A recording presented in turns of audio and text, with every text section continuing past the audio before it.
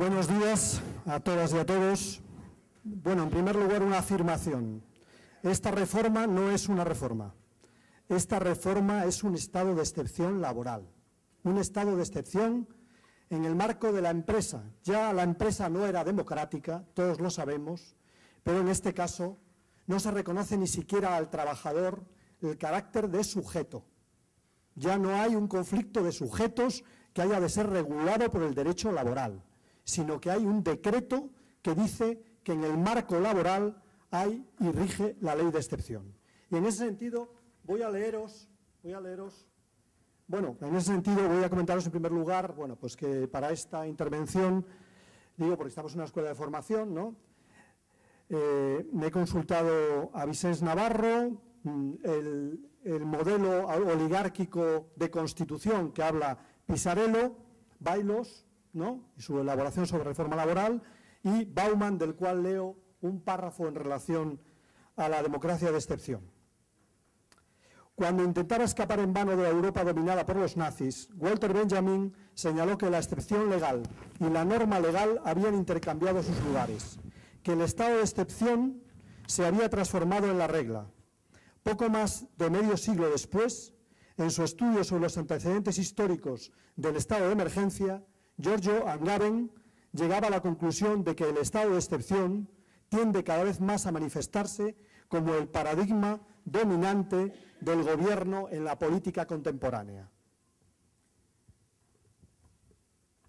Bueno, pues aunque parezca una exageración, ahí estamos. En una democracia imperfecta, en primer lugar, la democracia española. Vicens Navarro lo ha explicado en muchas ocasiones y yo no me voy a extender. Una democracia donde no solamente es precaria la institucionalidad democrática, y lo hemos visto claramente en la acción de la justicia en el caso Garzón, sino que es precaria fundamentalmente también en el modelo social y, por qué no decirlo, en el modelo electoral. Cuando no somos iguales ante la justicia, cuando no somos iguales ante la ley electoral, tampoco somos iguales en el modelo social. Y en este país la precariedad se extiende a todos esos aspectos. Alguien dijo que la gran dificultad o la debilidad de la democracia era precisamente el reconocimiento de derechos iguales con situaciones desiguales. En este caso tenemos situaciones desiguales y además no tenemos el reconocimiento de derechos iguales, al menos en la práctica. Valga como primera afirmación. Como segunda afirmación, ¿ante qué nos enfrentamos?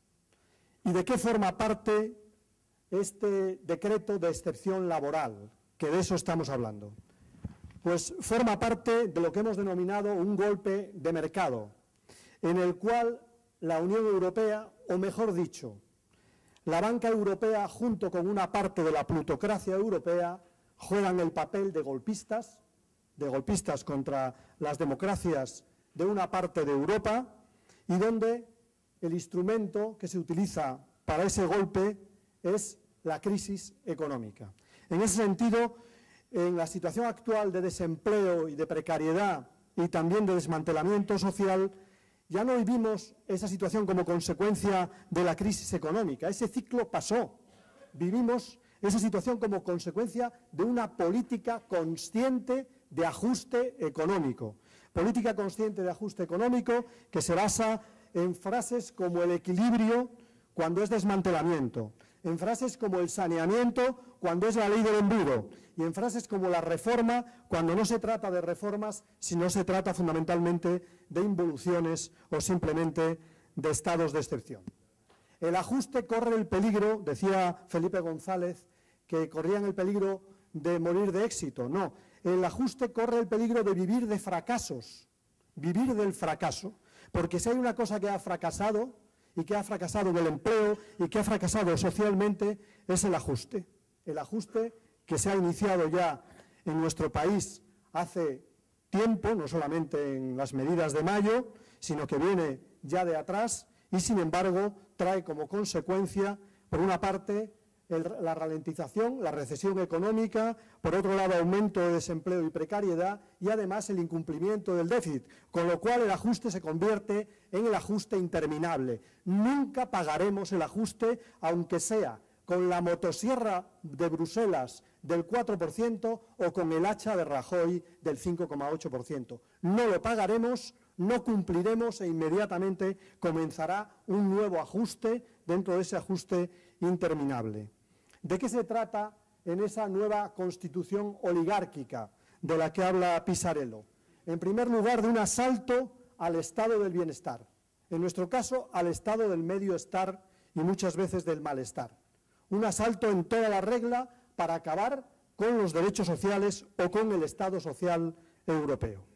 En segundo lugar, un golpe a la democracia transformada en una democracia oligárquica que corre el peligro de convertirse en corporativismo o en populismo, y de todo estamos viendo, corporativismo judicial y populismo de extrema derecha en algunos partidos que ya llegan a las instituciones políticas, pero corporativismo también en la propia política que sobreactúa ante su propia debilidad. Es incapaz de dar satisfacción al interés general y como es incapaz y debe plegarse a los mercados, sobreactúa. Sobreactúa desde el gobierno, como sobreactúa Rajoy, sobreactúa desde la oposición, como lo hace ahora mismo Rubalcaba, pero en definitiva, corporativismo y populismo. Y en relación a la reforma laboral, y yo me voy a fijar en lo que están diciendo en los despachos de abogados, ¿para qué sirve la reforma laboral, aparte de lo que ha dicho José Antonio? En primer lugar, lo que dicen es que esta reforma laboral servirá a un objetivo muy concreto: devaluar los salarios porque no podemos devaluar la moneda. ¿Cuánto quieren devaluar los salarios? Entre un 15 y un 20% los salarios del sur de Europa para ser competitivos con el resto de la Unión Europea. Primera propuesta, expolio de salarios y de despido. En definitiva, renta salarial a la baja. Primera propuesta que hacen en función de esta reforma laboral. Segundo objetivo de esta reforma laboral, fin del derecho laboral, es decir, no reconocimiento del sujeto que significa el trabajador y, por tanto, el único sujeto es el empresario. Por tanto, feudalismo laboral. Empresario como señor feudal y trabajador como siervo. No os extrañéis que voten como siervos, porque son tratados como siervos. No os extrañéis, por tanto, de esa medida. Tercero, objetivo político. Arrinconar al movimiento sindical y conseguir que este estado de excepción y que esta intervención en la democracia sea duradera. Porque si consiguen arrinconar al movimiento sindical fuera de la empresa y en la empresa, consiguen arrinconar y debilitar a la izquierda en nuestro país. Y lo saben que este objetivo es un objetivo también político: reducir la presencia de la izquierda, conseguir que no haya oposición social y política al golpe de mercado. Y luego, objetivos económicos. El objetivo económico, que es un objetivo, en mi opinión, desastroso para este país, es volver al viejo modelo productivo, volver a la construcción, volver al viejo modelo productivo de explotación de la mano de obra, volver hacia atrás, a la involución en materia económica y con ello hacia modelos de competencia o modelos de eficiencia de hace décadas y no modelos de competencia o de eficiencia que pueden ser los modelos que necesita nuestro país. Por lo tanto, destrucción masiva de empleo como consecuencia de las medidas, pero también modelo económico antiguo, modelo económico reactivo. Y en ese sentido, os preguntabais también con el tema de, a lo largo de un tiempo hemos hablado de que a la sociedad neoliberal le correspondía fundamentalmente un pensamiento único. Algunos hablaban del pensamiento cero. Yo creo que tenemos que abandonarlo. Igual que en el estado de excepción nazi, igual que en el estado de excepción de que habla Angaben, es fundamental la propaganda. Ahora vivimos de propaganda. Ya no es mentira, no, están haciendo propaganda, repetir muchas veces lo mismo hasta que forme parte de la realidad, y esa es la propaganda que vivimos. Y si además se da en un país católico, donde estamos dispuestos a admitir la expiación, pues nos pueden decir que vamos a tener más paro, pero que luego, gracias a la fe y la conversión, seremos felices en el futuro. Por lo tanto, siervos y encima con mentalidad trascendente, con mentalidad católica.